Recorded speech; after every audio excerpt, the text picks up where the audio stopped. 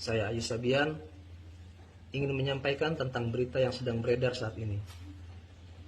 Saya dengan penuh kesadaran dan ketulusan ingin memohon maaf kepada istri, keluarga, teman-teman Sabian, dan semua yang merasa tidak nyaman dengan kekhilafan yang saya lakukan.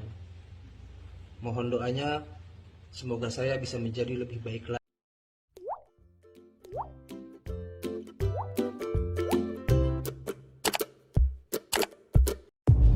Assalamualaikum, saya Ayu Sabian ingin menyampaikan tentang berita yang sedang beredar saat ini.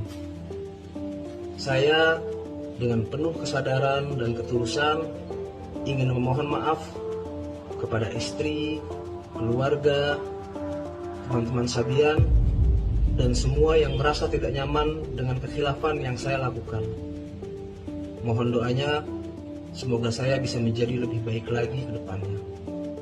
Terima kasih. Wassalamualaikum.